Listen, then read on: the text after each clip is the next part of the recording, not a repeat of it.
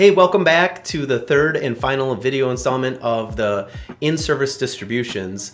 And first video talked about what is an in-service distribution. The second video talked about why you might want to consider an in-service distribution. And then today's video, the final video, is talking about the pros and cons of an in-service distribution and should you or shouldn't you. And it's really not a clear cut and dry situation. Some plans are a little bit easier to make the decision versus others, but that's what I'm here to hopefully help walk you through things to look for or not look for when coming in to making your own decision. So without further ado, I'm going to jump right into it.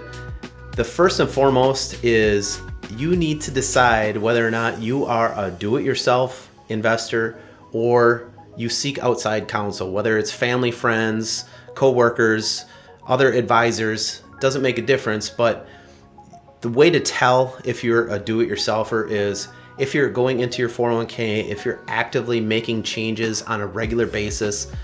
A lot of the folks that I see are going to be, I put my money into this plan, I haven't looked at it for several years, I haven't made any changes for several years. Those people, I would say, you're not going to end up changing to say all of a sudden, I'm going to start watching this daily, weekly, monthly. Chances are, if you haven't been doing it up to this point, you won't start moving forward. Again, there's always an exception to the rule, but that is probably one of the obvious things. The second part of this is when you look at your employer, if you work for a very large employer, chances are the biggest question would be like, doesn't my employer vet 401k companies, and why would I have to change? That is a very good question and should be explored first, no matter what. And the reason why I bring this up is inside the 401k, when you have a lot of employees and a lot of people contributing to a plan, they have what's called buying power. If they're contributing hundreds of thousands of dollars into a plan each and every year, they normally can negotiate a price down versus if you were to go directly to that retailer, buy that mutual fund, you would typically pay more for that fund versus if you had bought it inside the 401k plan. And so again, for that reason alone, a lot of times say if you are a person that is not a do-it-yourself investor and you haven't made changes, sometimes leaving it alone inside the plan isn't always a bad option, especially if you don't plan on working with someone, after you get through this video series. And so when you look at these options, then from my previous video, I talked about there's added costs associated with having a target date fund. So as long as the fund does exactly what you thought it was going to do, so if it was a target date 2025, you would assume by the time you get to 2025 that it would start getting more and more conservative as you got closer to that date. If it does exactly what you thought it was going to do, and again, not all funds do that, sometimes they're still aggressive.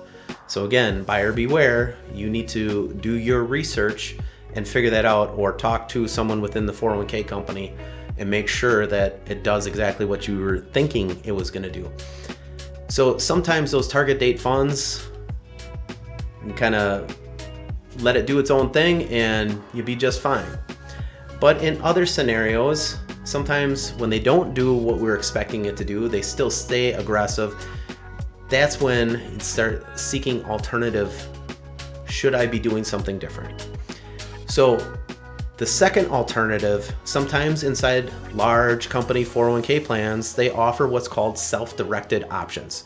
So once you hit a certain age or a certain monetary threshold, they might allow you to take a portion or all of your balance that's inside the traditional 401k and move it to that self-directed, where they open up the platform and say either there's no limitations, or they might say there are certain limitations to it, but might have more investments available to you, where you might be able to drill down and buy utilities, energy, technology, you name it, and it might be available to you.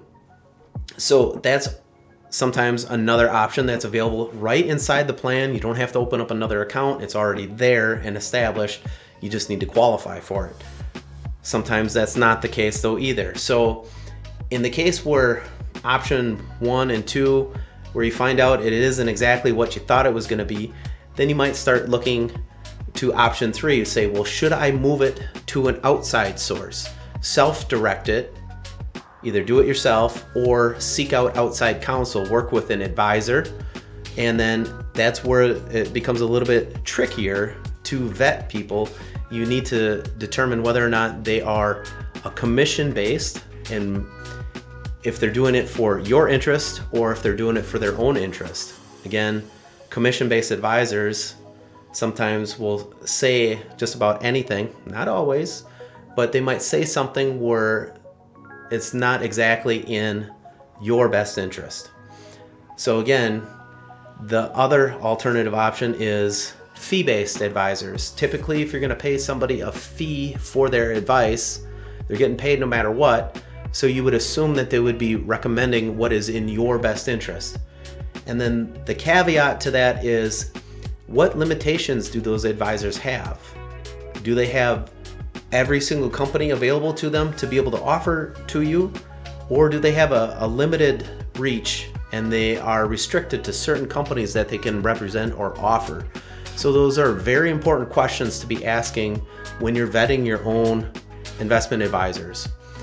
And then the money managers, on top of that, what is their game set? What are they trying to do for their clients? Are they risky investors? Are they in individual stocks? Do they customize the portfolios based on your needs and situation? And another caveat to that would be, when you're getting to retirement, it's not just about saving the money into the retirement plan. It's also about setting up a plan for when you start to draw on that for taking distributions. So I do have another video that gets into real detail about creating an income plan. Link is in the description below. Feel free to check that video out. But really, you need to also start gearing for saying, well, how am I going to take distributions from the plan, and what are some of the options? And before I forget, there is another option sometimes inside of insurance company retirement plans. Sometimes they do offer different types of benefits that you can pay a fee for. Might have income benefit or something of that, or withdrawal benefit that you might be able to attach to your account. So again, those might be an internal option. So after you figure out if you're a do-it-yourselfer, what options are available inside, and then should you consider looking on the outside, you also then need to compare what investments are available on the inside of your plan, what are available on the outside of your plan, and then check back and forth between all these. So there's a lot of homework that's involved in doing this.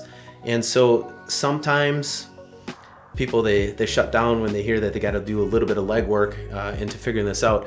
Otherwise, that's why people like me exist. That's what we do for a living, is help research company plans, figure out, here are the pros, here are the cons, because they're different between every single company and what's available on the outside depending on where you're looking to land, and creating a plan for you and your specific situation.